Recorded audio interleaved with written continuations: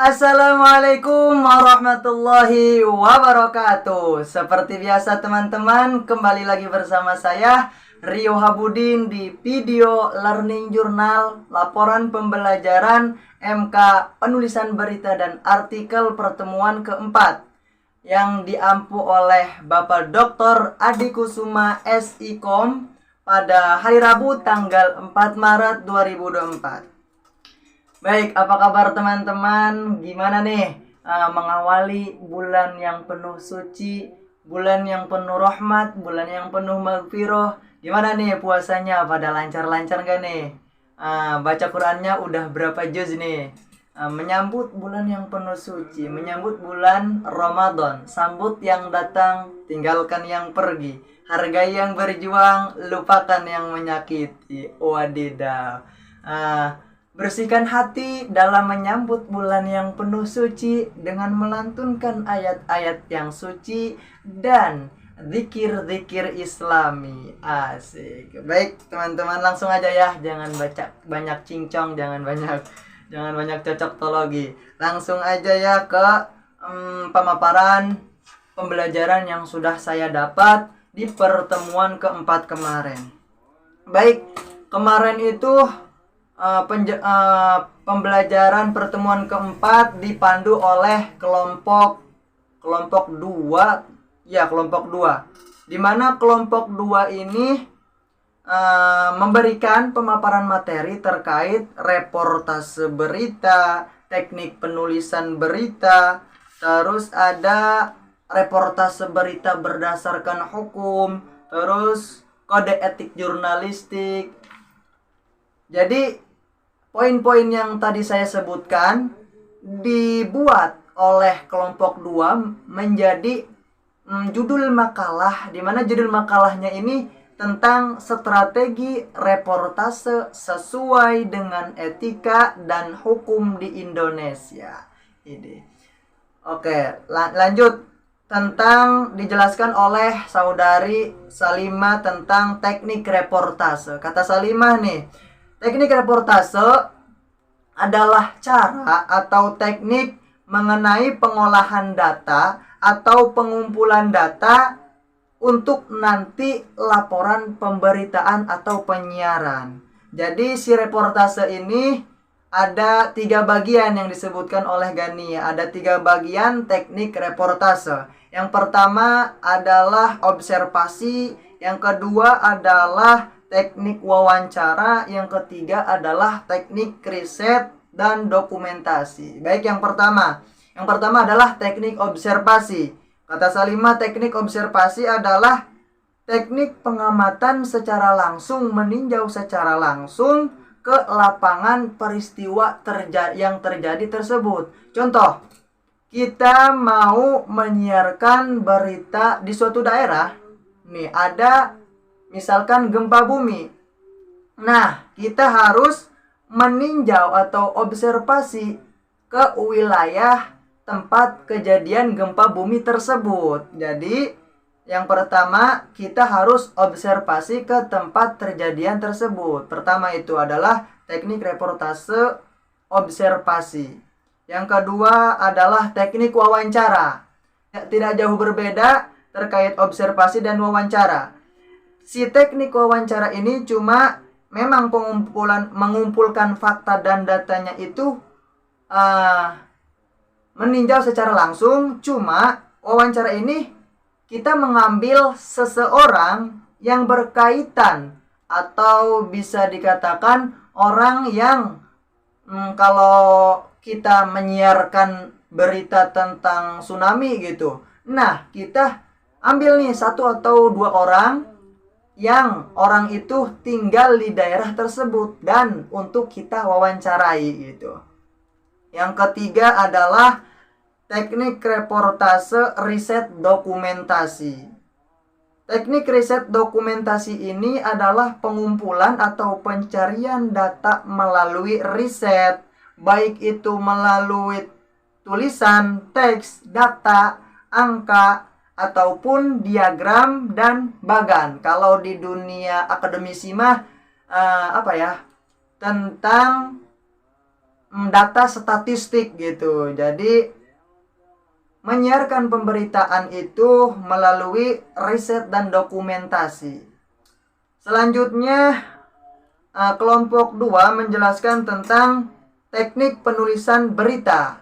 Teknik penulisan berita ini pun sama, ada 3. Yang pertama adalah dijelaskan oleh siapa ya? Amel kalau nggak salah. Jadi teknik penulisan berita ini ada 3. Yang pertama piramida biasa atau normal. Yang kedua piramida terbalik. Nah, piramida yang pertama piramida normal. Piramida normal ini begini bentuknya teman-teman. Yang pertama ini di atasnya lead, ada di bawahnya nick, ada body, dan di bawahnya lagi body lanjutan. Di mana teknik piramida biasa atau normal ini adalah mencakup sesuatu yang menulis sesuatu, mencakup sesuatu yang kurang penting ke arah yang lebih penting. Jadi gitu simpelnya. Yang kedua, teknik piramida terbalik. Begini. Gimana sih? Nyatanya begini, piramida terbalik. Jadi yang di sini ada title, yang di bawahnya ada lead, di bawahnya lagi body, di bawahnya ekor. Simpelnya gini, piramida terbalik ini adalah di lead-nya ini informasi yang penting disisipkan pada lead gitu. Jadi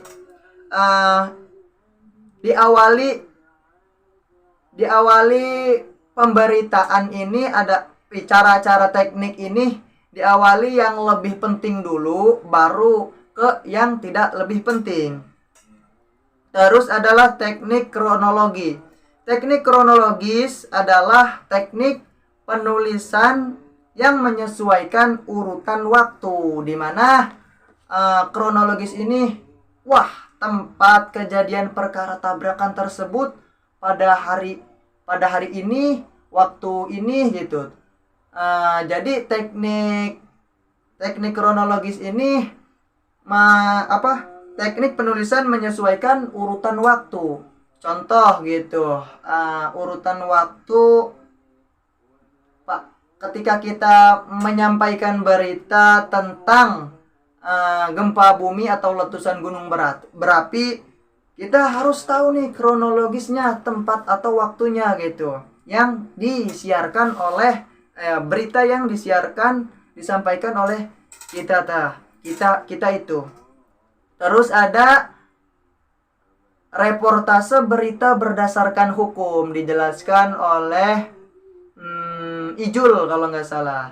Jadi reportase berita berdasarkan hukum banyak ya penjelasannya itu oleh saudara Ijul itu mengenai undang-undang pers ya. Yang saya tangkap itu cuma satu doang. Undang-Undang Nomor 14 Tahun 1999 tentang pers, etika pers. Terus ada kode etik jurnalistik yang dijelaskan oleh saudari Atin. Kode etik jurnalistik ini yang pertama adalah independen, akurat, dan tidak bertindak buruk. Jadi seorang pers atau wartawan ini harus independen atau akurat dan tidak bertindak buruk gitu, tanpa campur tangan orang lain. Jadi dia menyiarkan berita tanpa ada dorongan atau campur tangan pihak-pihak yang memanfaatkan dia gitu. Bisa dikatakan yang memanfaatkan dia. Tidak ada campur tangan dari orang lain ketika dia menyampaikan reportase berita. Terus ada selanjutnya menempuh cara profesional. Nah, seorang pers atau jurnalistik atau wartawan ini harus mempunyai sikap profesional. Misal tidak plagiatisme gitu. Jadi laporan pemberitaan, reportase berita ini tidak copy paste dari orang gitu, dari sumber pemberitaan lain gitu, dari stasiun pemberitaan lain. Terus kode etik jurnalistik selanjutnya adalah tak memuat berita yang bohong, fitnah, sadis, dan cabul. Jadi seorang pers atau jurnalistik, wartawan ini tidak memuat berita yang bersifat bohong atau fitnah kepada seseorang, seperti ya kembali lagi berita buzzer presiden kemarin tuh. Jadi seorang pers ini kalau menjadi buzzer presiden, menjadi buzzer calon presiden ini, dia bakal dituntut. Terus tidak menyiarkan reportase berita yang bersifat sadis atau cabul. Selanjutnya, kode etik jurnalistik itu tak menyalahgunakan profesi dan menerima suap. Jadi harus seorang pers atau jurnalistik wartawan ini harus punya pendirian yang kokoh. Jangan sampai dia mau disuap. Katakanlah menjadi orang dalam gitu. Jadi dia tidak boleh berpihak pada suatu anggota atau suatu elemen institusi gitu. Jangan sampai dia menyalahgunakan profesi pers untuk kepentingan politik atau kepentingan yang lainnya.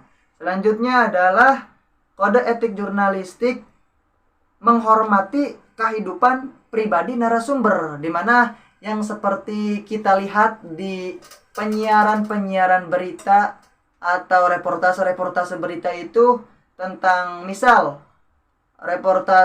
berita tentang kejahatan. Nah, si narasumber ini ketika kita melihat bisa dikatakan pencuri ini suka tuh mukanya itu diitemin. Biar apa? Biar tidak terlihat. Dimana untuk agar si narasumber ini atau si pelaku, misal pelaku pencurian ini tidak malu akan kepribadian, tidak malu akan muka yang disorot oleh jurnalistik ini. Jadi jangan sampai si narasumber ini atau katakanlah si pencuri ini malu gitu, pribadi dia disorot oleh seorang pers atau jurnalistik. Mungkin itu saja yang dapat saya sampaikan di pembelajaran pertemuan keempat kemarin. Kurang lebihnya mohon maaf. Wallahul muwaffiq ila aqwamit thoriq. Wassalamualaikum warahmatullahi wabarakatuh.